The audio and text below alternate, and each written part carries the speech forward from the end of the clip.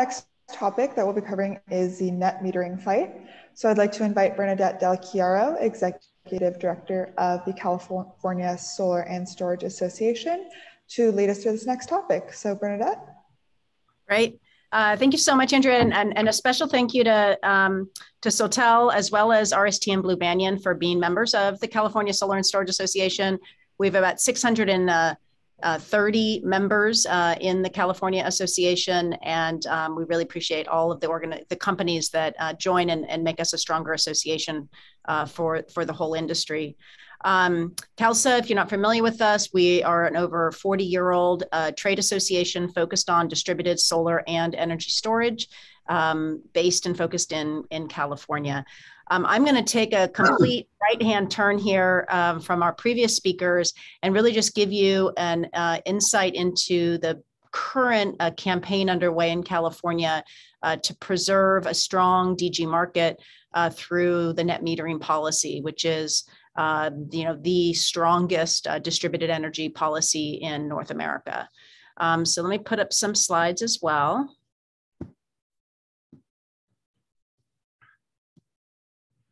Okay, here we go. So I'm going to focus just on the NEM3 fight, as we call it here in California, and I'm going to go through this pretty quickly. Again, this is completely a policy and politics-oriented discussion. Obviously, while I think our previous speakers have provided some really interesting information about operations and maintenance, we need to make sure that we continue to have systems to perform O&M on, and we continue to meet our clean energy goals in a way that helps save money and creates a really sustainable and reliable grid. I'll echo Jan's comments earlier. Those of us living in California are really going through some unique experiences right now with regards to energy reliability and wildfires. There's a fire right now burning in California, sparked yet again by PG&E and their lines, and it really just underscores the need for us to pay attention to safety and reliability. And there's no question that distributed generation is going to play an increasingly important role in keeping the lights on in California. So with that, let me kind of walk through my slide deck here. This slide, some of this is going to be review for many of you, but just to make sure we're on the same page. I find a lot of people don't quite understand how important both the distributed generation market is to the North American solar market, as well as how important net metering is as a specific policy. As you can see here, over 40% of California's solar market is based on net metering, a total of 11 gigawatts installed today. And we're installing about a gigawatt a year. And it's a total of 150,000 different systems are being installed roughly every year.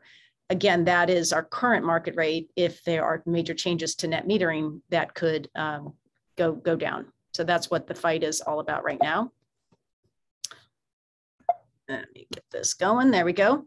So I'm just going to give you kind of a really quick history of where we've come from, and so you understand where we are today. The net metering policy, which I'm sure everybody here knows what that is, it was established first in the state of California by our legislature back in 1995. It was not created, by the way, to be a subsidy, but rather an energy diversification and renewable energy policy to drive consumers toward investing in renewable energy to help diversify California's energy resources. Back in 1995, some legislators had that foresight that this was going to be important, that California diversify where its energy comes from. It's been expanded, was expanded 5 times between 2001 and 2012 as California continued to grapple with desires for solving climate change, but more importantly, again, coming out of the energy crisis of 2001, again, legislators understood that diversifying energy supplies and players in the energy field was good for consumers. Enter 2013, we had Edison Electric Institute made a concerted effort to really come after net metering because we were really starting to see the market take off. And so we had a bill that was introduced in the legislature and passed to basically do two things. One is it removed the cap on net metering. So previously the market was always just inching upward with these legislatively mandated limits. So it removed the cap, but it shifted the policy discussion over to our state Public Utilities Commission and to determine what does net metering look like going forward. So there enters a new era where we are focused now, not so much on the legislature, but at the CPUC.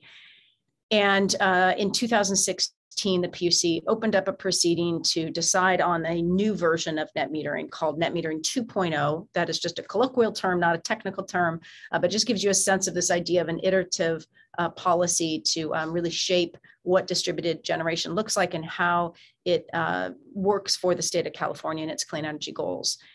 This was a huge fight back in 2016, took kind of everything we had to preserve net metering and keep the market relatively strong.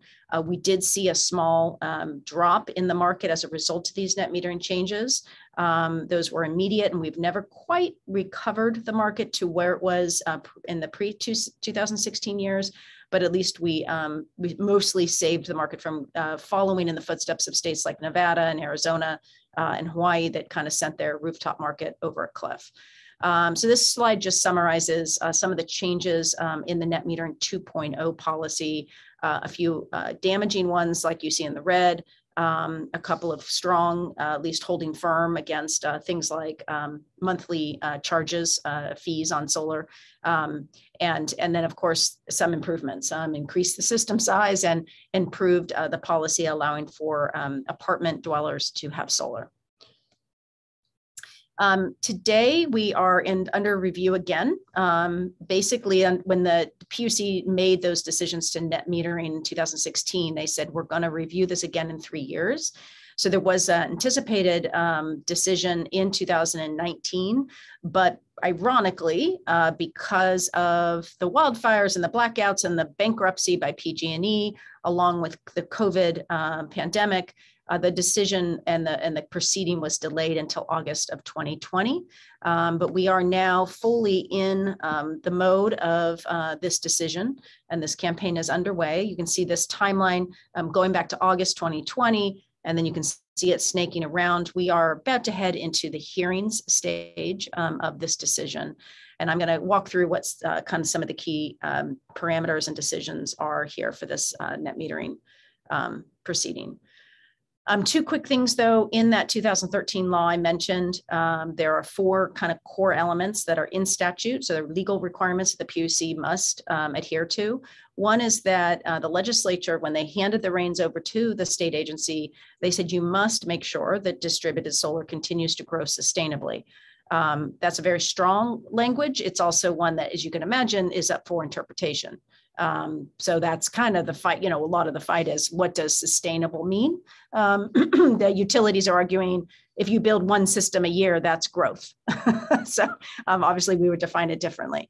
It also requires the PUC to consider how to grow the market in disadvantaged communities to create equity in the marketplace, and then language about costs and benefits that you can see here. One really important element of all this is, how do we get energy storage paired with all of those net metered solar systems? Right now, California is at around 15% paired adoption rate. We need to get that much higher. Our goal is at CALSSA is to get it to over 90% by 2030. So in the next 8 to 9 years, we really want to see the ramp up of almost every solar system having a battery. We do have some good rules in our net metering policy around energy storage. And you can see here, for example, you can charge your battery entirely from your solar system and then export either for self-consumption or back to the grid for an M credit, even during the evening hours. That's actually very good for the state of California because, of course, our new peak, our net peak is in the evening. So we really need, as we like to say it, make the sun shine at night, get those batteries charging by the sun with excess generation during the day, discharging at night in the evening to help cover the gap before the wind kicks in. We do allow large DC coupled systems, and it allows for a lot of avoided technologies that would add to the costs. One thing you might have all heard about was there was this sort of side battle that took place earlier this spring in the legislature. So the utilities were able to get a legislator to introduce a bill, AB 1139.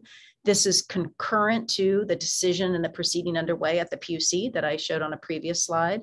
And what this bill would have done is it would have just completely overwritten the decision at the PUC, and obviously was intended to play politics with this agency and this big decision underway and influence the commissioners.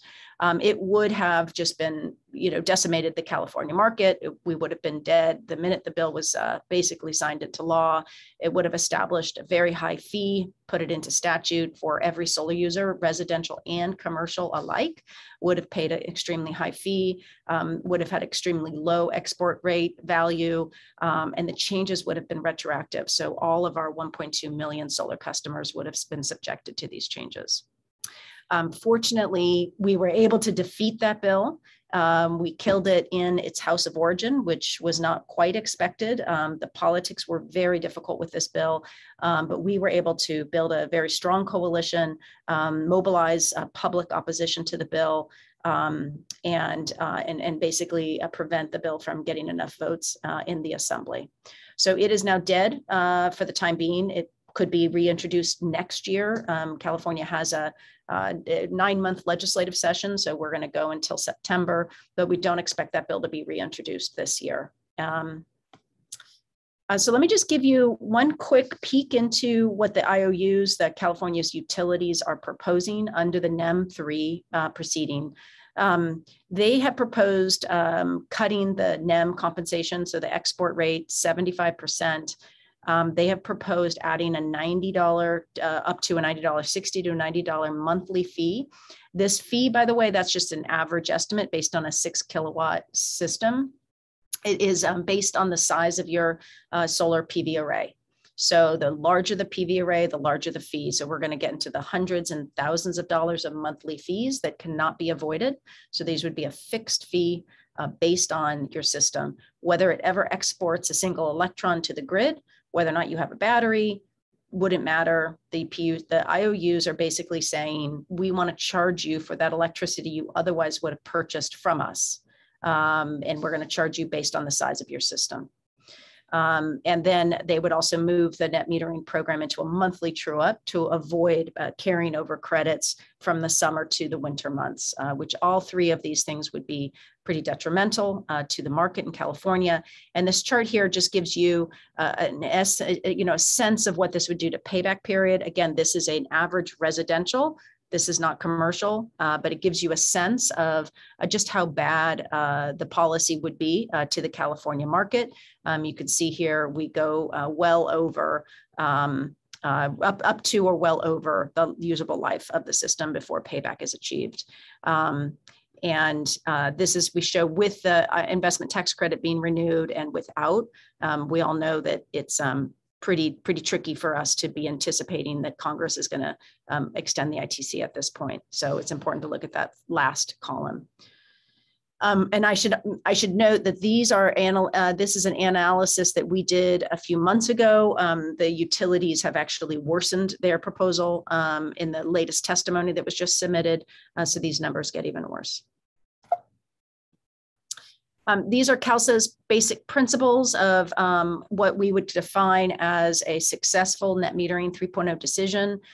We do not want the commission to monkey with what consumers do behind the meter. It's a basic principle. If somebody has their own solar system and they want to generate their own energy on site behind the meter, that should not be penalized, should not be fined, taxed, or whatever you want to call it by the utility. There should be no solar specific charges. Californians pay around $11 fixed charge every month, whether they have solar or not. We should not have additional charges just because somebody has solar. And then any change to NEM, in particular the export rates, should be gradual to allow the market to adjust. And then more importantly, to make sure that we are ushering in the attachment rates with batteries. We all know, we've been reading the news, it's in the headlines today, that we are going through a battery shortage. This is fully expected. This is what the market experienced back in 2009 around PV modules. The manufacturers will catch up to demand, but in the meantime, we're going to go through some growing pains as we see the energy storage market pick up. So we really want to make sure our policymakers understand the reality of the marketplace and the need to make sure that changes are gradual and don't put the market into any kind of shock. And that's it. That's my overview. I want to just emphasize here just that this is not a foregone conclusion that we will be successful by any stretch of the imagination. California is a state that is committed to renewable energy. And it is a state, as I mentioned at the beginning, that is really reeling from some pretty critical problems around energy supply and reliability and safety. Yet the utilities here in the state are incredibly powerful, and they really have a pretty strong hold on our regulatory agency. And there's a lot of sort of groupthink and industry think and a kind of a mindset that is completely oriented toward the top-down utility scale only approach to energy generation and transmission that we are really struggling with in California. And distributed generation sort of upends that model. It also threatens the profit model for the utilities. And so as a result of that, because we're the biggest market in the country, one of the largest in the world, this fight is far from won. And we really encourage anybody that is active in the California market to please join CALSSA and support our campaign. And you can get more information about the campaign at this website shown here. And that's it for now. Thank you. Thank you so much, Bernadette.